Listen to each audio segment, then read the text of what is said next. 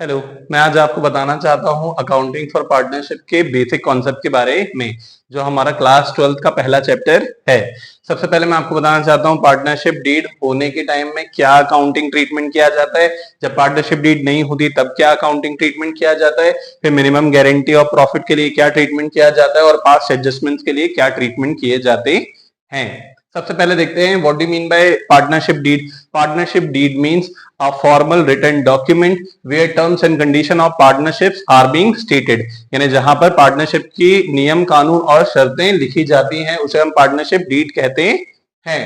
सबसे पहले जब पार्टनरशिप डीड अवेलेबल होती है तो हम क्या करते हैं, सबसे पहले प्रॉफिट एंड लॉस अकाउंट बनाते हैं जहां पे हम एडजस्ट करते हैं मैनेजर्स कमीशन को, और उसके बाद profit and loss appropriation account बनाया जाता है। अगर मैनेजर्स कमीशन है तो जो एडजस्ट करने के बाद जो वैल्यू आएगी ना प्रॉफिट एंड लॉस अप्रोप्रिएशन की, वो प्रॉफिट एंड लॉस अप्रोप्रिएशन में जाती है। लेकिन अगर मान लो मैनेजर्स कमीशन नहीं दिया हुआ है तो हम सीधे कहां से चालू करते हैं, जहां पे डीड है वहां पे हम चालू करते हैं profit and loss appropriation account से, where the distribution of profit among the partners being done, whether it is a case of interest on capital, salary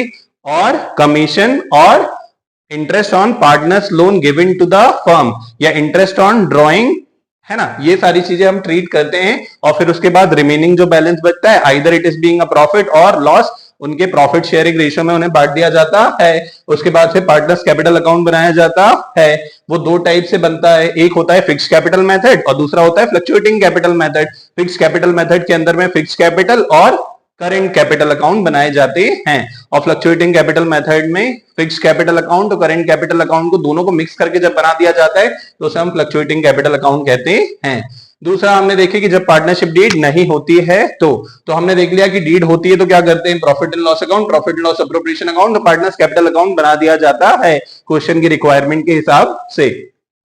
जहां पर पार्टनरशिप डीड नहीं होती है वहां पर हम profit and loss should be shared equally amongst the partner. क्यों? क्योंकि डीड तो है ही नहीं, टर्म्स कंडीशन और रूल्स रेगुलेशन गाइडलाइन सर्कुलर्स कुछ भी नहीं है पार्टनरशिप डीड के, तो फिर हम वहां पे क्या करते हैं, profit and loss should be shared equally amongst all the partners, that is in the ratio of 1:1:1। और दूसरी चीज करते हैं हम interest on partners loan to the firm, यानी किसी पार्टनर ने लोन दिया है फर्म को तो it is being subjected to be charged interest at the rate of 6% per annum।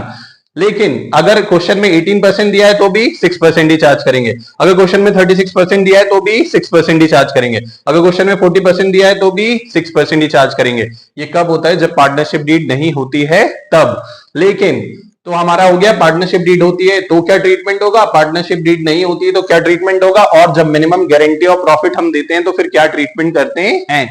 यानी ये बेसिकली होता है टेक्निकल नो हाउ के लिए, यानी कोई एक सामने वाला हमारा पार्टनर है जिसको हम हमारे बिजनेस में लाना चाहते हैं लेकिन वो कहीं जॉब करता है तो उसे कोई फिक्स सैलरी मिल रही है, हम उसे बोल रहे हैं कि भाई हमारे साथ आकर बिजनेस करो और हमारे पार्टनर बनकर बिजनेस करो ताकि आपको जो मिनिमम गारंटी आपकी जो सैलरी वहां मिल रही थी ना आपको काम करने के लिए, हम आपको मिनिमम गारंटी ऑफ प्रॉफिट देते हैं कि आपको उतना ही पैसा यहां पर भी काम करने के लिए मिलेगा। जिसमें क्या होता है, सामने वाला लेके आ रहा है अपने पास क्या, टेक्निकल नो हाउ यानी एक्सपर्टीज नॉलेज लेके आ रहा है किसी भी फील्ड का, शायद वो उसी फील्ड का हो सकता है जिस फील्ड में हम काम कर रहे हैं, या हमें उसकी टेक्निकल नो हाउ नॉलेज और स्पेशल स्किल्स की जरूरत हो हमारे बिजनेस को और एक्सपेंड करने के लिए, इसलिए हम मिनिमम गारंटी ऑफ प्रॉफिट का यूज करते हैं। जहां पे क्या होता है, जहां पे दो सिचुएशन होती है, जहां पे या तो एक पार्टनर क्या करता है, एक partner minimum guarantee of profit को प्रॉमिस करता है जहां वो पूरा मिनिमम गारंटी ऑफ प्रॉफिट, जैसे कि अगर हमने किसी को प्रॉमिस किया कि हम आपको 1 लाख रुपए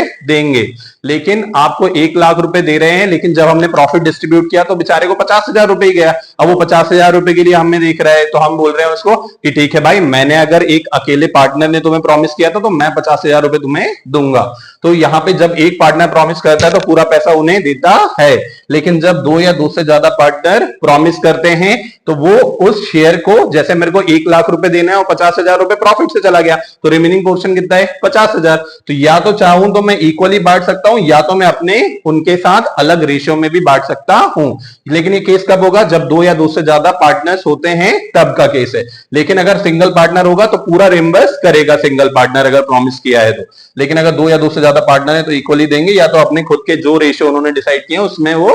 अपना प्रॉफिट का बर्डन बियर करेंगे ताकि मिनिमम गारंटी जो जिस पार्टनर को हमने लेके आए थे उसे मिलना चाहिए था उसे मिल जाए, है ना। फिर उसके बाद देखते हैं हम पास एडजस्टमेंट, जहां पे केवल एक जर्नल एंट्री पास की जाती है ताकि हमारी पुरानी जो गलतियां हैं उन्हें क्या कर पाए, हम रेक्टिफाई कर पाए। क्योंकि पुरानी गलतियों को रेक्टिफाई करना यानी कि जैसे मान लो पिछले साल इंटरेस्ट ऑन कैपिटल हमें देना चाहिए था, हमने नहीं दिया, तो हम क्या करेंगे, हम अगर पुराने साल में जाके चेंज करेंगे तो वहां पे हमें क्या करना पड़ेगा, वहां पे हमें बहुत सारा एडजस्टमेंट करना पड़ेगा और वो एडजस्टमेंट गलत कहलाएगा। क्यों? क्योंकि फिर उससे हमारे लेजर्स भी डिस्टर्ब होंगे, फिर उसके बाद हमारा ट्रायल बैलेंस भी डिस्टर्ब होगा और फिर trading and profit loss account balance sheet भी डिस्टर्ब होगी। इसलिए हम जो है वो कैरी फॉरवर्ड करते हैं करंट पीरियड में अमाउंट को और उसे इसी साल में रेक्टिफाई करते हैं by passing only a single journal entry where the rectification has been done with regards to the errors that has been incurred in the previous year now being rectified in the current period। तो ये हमारा basic for accounting for partnership, यानी कि अगर आप class 12th में हैं और पहला चैप्टर पढ़ रहे हैं तो ये 4 different concepts हैं that you must do properly so that you can get 12 marks which are being framed in this particular chapter। और यहां पर हमें यह भी होना चाहिए कि हमने पार्टनरशिप डीड होती है तो क्या होता है, नहीं होती तो क्या होता है, मिनिमम गारंटी और प्रॉफिट होता है तो क्या होता है, पास्ट एडजस्टमेंट होते हैं तो क्या होता है। ये हमारे प्रैक्टिकल कॉन्सेप्ट हो गए। और थ्योरी कॉन्सेप्ट के लिए हमें पता होना चाहिए कि पार्टनरशिप का मतलब क्या होता है, पार्टनरशिप के टाइप क्या होते हैं, पार्टनरशिप डीड का मतलब क्या होता है, फिर उसके बाद मिनिमम गारंटी की डेफिनेशन क्या है थ्योरेटिकल एस्पेक्ट में, ये सारी चीजें आपको पता होनी चाहिए। और अगर आप ये सारी चीजें कर लेते हैं और उन्हें याद करने का एक तरीका बना लेते हैं तो आप अपने 12 मार्क्स सिक्योर कर लेते हैं अपने एमपी बोर्ड या तो सीबीएसई बोर्ड के पेपर में। Thank you.